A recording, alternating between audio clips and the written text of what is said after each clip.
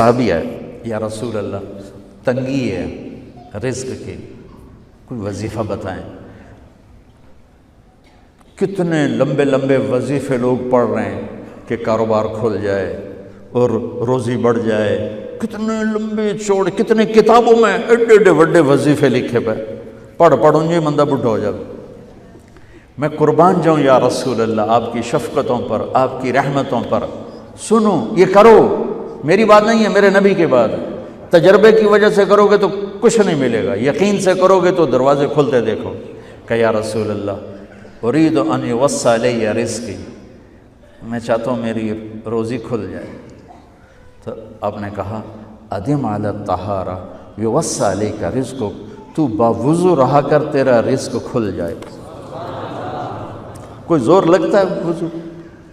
تمہارے ہاں تو سردی ہوتی ہی کوئی نہیں کہ بھئی ٹھنڈا پانی ہے کیسے وضو، یہ تو ہمارے لیے مسئلہ ہے کہ بھئی ٹھنڈا پانی ہے کیسے وضو کرو۔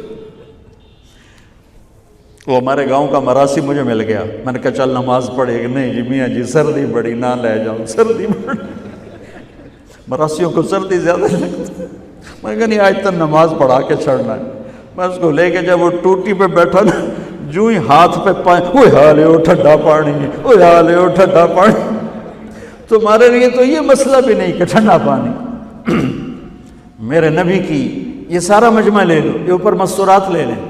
ادم علی الطہارہ یوسع علیک رزقک، میرے نبی نے فرمایا باوضو رہنا شروع کر دے، اللہ تیرا رزق کھول دے گا۔ اب یہ اللہ رسول کی آپس کی بات ہے تو میری بات ہوتی تو دیوار پہ مار دو، تجربہ کرو۔ نبی کی بات کو تجربہ کر کے نہیں کرتے، یقین کے ساتھ کرتے ہیں۔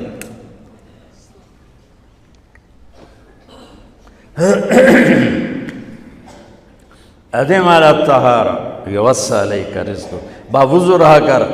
اچھا باوضو رہنے کے اور فائدے، اللہ پیار کرتا ہے، شیطان ڈرتا ہے، اور وضو ہوگا تو نماز آپ ہی پڑھی جائے گی، چلو یار وضو ہے 4 فرض ہی پڑھ لو گی۔ ایک دفعہ شیطان آیا ہمارے نبی سے ملنے، تو آپ نے اس سے پوچھا تیرے دشمن کتنے؟ کہنے لگا 15۔ آپ نے فرمایا کون کون ہے؟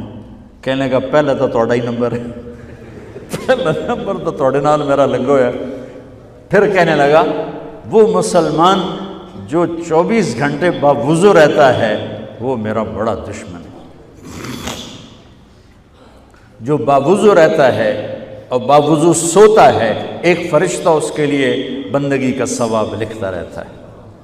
خیر واپس آتا ہوں، میرے نبی نے فرمایا 4 باتیں لے لو اور دنیا بھی تمہاری آخر، ساری PIA زندہ ہو جائے گی، ساری اکانومی زندہ ہو جائے گی، ساری معیشت زندہ ہو جائے گی۔ 5 بھی نہیں، ایک انگلی بھی آپ نے نیچے کر دی، کہیے بس اتنی لے لو۔ حفظ و امانت، صدق حدیث، حسن خلیقت، عفت فی طعمت۔ کیا خوبصورت! ساری زندگی کسی کو دھوکہ نہ دینا، دیانت داری۔ میرے ملک کے ادارے کیوں ڈوب گئے؟ دیانت نکل گئی، کھوٹ آ گئی، دھوکہ آ گیا۔ میرے نبی نے کہا حفظ امانت، کبھی امانت میں خیانت نہ کرنا، صدق حدیث، کبھی جھوٹ نہ بولنا، ہمیشہ سچ بولنا۔ میرے نبی نے فرمایا میرا امتی ہر گناہ کر سکتا ہے، 2 نہیں کر سکتا، ایک جھوٹ کبھی نہیں بولے گا، ایک دھوکہ کبھی نہیں دے گا۔ میرے نبی کی 2 صفتیں ہائی لائٹ ہوئیں، صادق اور بولو کیا ہیں؟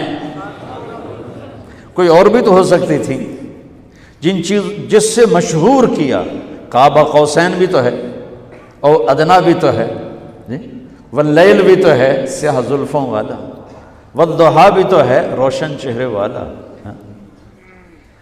کس سے مشہور کیا؟ صادق امین۔ اگر آپ مجھ سے سوال کرو، میں ممبر رسول پہ بیٹھا ہوں کہ مولانا صاحب سارے دین کو 2 لفظوں میں بتاؤ، ساری شریعت کو، تو میرے پاس دو لفظ ہیں، سچائی اور امانت داری۔ آپ مجھ سے سوال کرو مولانا صاحب ساری دنیا کے کفر کو بتاؤ، تو میرے پاس دو لفظ ہیں، جھوٹ اور دھوکے بازی۔ جھوٹ اور خیانت، پوری دنیا کا کفر ان کے اندر چھپا ہوا ہے۔ سچائی اور دیانتداری، پوری دنیا کا اسلام اس کے اندر چھپا ہوا ہے۔ دیانت اور سچائی یہ بیج کی طرح ہے، اور پورا اسلام پھر باغ بن کے پھلتا پھولتا ہے۔ جھوٹ اور دھوکہ یہ بھی بیج کی طرح ہے، پھر اس سے کفر کا جنگل کانٹوں بھرا جنم لیتا ہے۔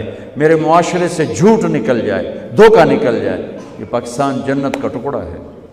اور یہ حکومت کے بس کا نہیں ہے کہ وہ سب کو سچ بلوائے، یہ مجھے کرنا ہے، یہ مجھے کرنا ہے، میں نے اور آپ نے اس کو شروع کرنا ہے۔ حضرت جریر بن عبداللہ یہ یمن کے شہزادے تھے، آخری حج پہ مسلمان ہوئے۔ اپنے نوکر سے فرمایا گھوڑا خرید کے لا، میں پیسے یہاں پیمنٹ کروں گا۔ وہ منڈی میں گیا، 300 روپے کا گھوڑا لے کر آیا۔ جب انہوں نے گھوڑوں کو دیکھا تو وہ قیمتی تھا، مالک کو پتہ نہیں تھا، اور یہ گھوڑوں کی نسل کے پہچاننے والے اس سے کہنے لگے تیرے گھوڑے کے 400 کر دوں؟ کر دو۔ بڑا حیران ہو کے دیکھنے لگا، بھائی ہے کہ آپ تو مجھے چیز خریدنی ہے تو میں گھٹاتا ہوں، اور اجمل نے بیچنی ہے تو یہ اس کی قیمت بڑھاتا ہے، اور یہاں خریدار کہہ رہا ہے 400 کر دوں؟ وہ کہنے لگے کر دو۔ کہ 500 کر دوں؟ کہنے لگا کر دو۔ کہ 600 کر دوں؟ وہ تھوڑا تھوڑا گھبرانے لگا، بھئی یہ چکر کی ہے۔ 700 کر دوں؟ 800 کر دوں؟ وہ کہنے لگا حضور تسی لینا تے لو، پر میرا مذاق تھا نا، تسی اٹھو کدی لین والے بھی پیسے بتائے، تسی میں نے 300 دے میں جاواں۔ کہنے لگے اس کو 800 دے دو اور گھوڑا باندھ دو۔ وہ حیران، خوشی سے چھلانگے مارتا ہوا گیا۔ تو جب وہ چلا گیا تو نوکر نے پوچھا میں جب 300 میں سودا کر کے آیا تھا تو 500 کس خوشی میں بڑھائے؟ فرمایا میرے بھائی اس کے گھوڑے کی قیمت 800 تھی، 300 نہیں تھی، اور میں نے نبی کے ہاتھوں میں ہاتھ دے کے یہ وعدہ کیا تھا زندگی بھر کسی کو دھوکہ نہیں دوں گا، سب کی خیر خواہی چاہوں گا۔ تو بھائیو میرے اداروں میں کس ٹیلنٹ کی کمی نہیں،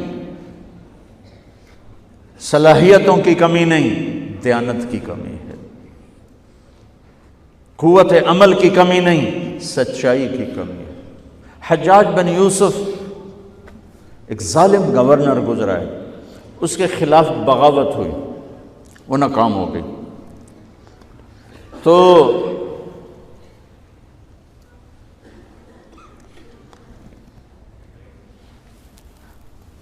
کوفہ میں ایک بزرگ رہتے تھے، ان کے بیٹے اس بغاوت میں شریک تھے۔ وہ چھپتے چھپاتے کئی سال کے بعد واپس آ گئے۔ ابن خراش ان کا نام تھا۔ ان کی سچائی مشہور تھی کہ ابن خراش جھوٹ نہیں بولتا۔ حجاج کو پتہ چل گیا CID سے کہ آ گئے، تو اس نے کہا آج ابن خراش کا امتحان ہوگا۔ اس کو کھانے پہ بلایا، عنوان ہی نہیں بنایا تفتیش کا، کھانے پہ بلایا اور کھانا شروع ہو گیا۔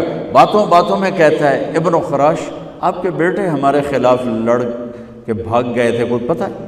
تو ابن خراش ہنس پڑے، کہنے لگے حجاج زندگی موت تو اللہ کے ہاتھ میں ہے، گھر آئے بیٹھے۔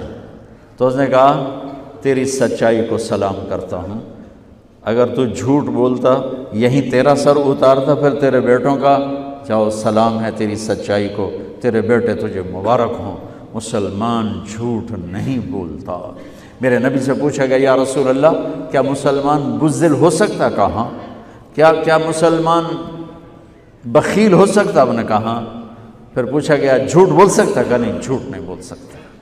تو دو باتیں حدیث پاک کی، صدق حدیث، حفظ امانت، یہ دو باتیں زندہ ہو جائیں تمہارے سارے ادارے زندہ ہو جائیں، ہم نقصان سے نکل کر نفع میں آ جائیں گے، نفع میں آ کر اوروں کو دینے والے بن جائیں گے۔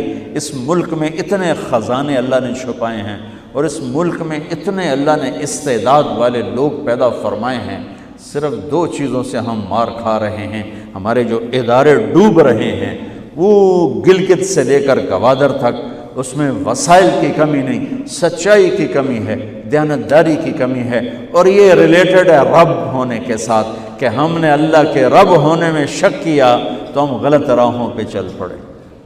رب تو اللہ ہے، دینے والا تو اللہ ہے۔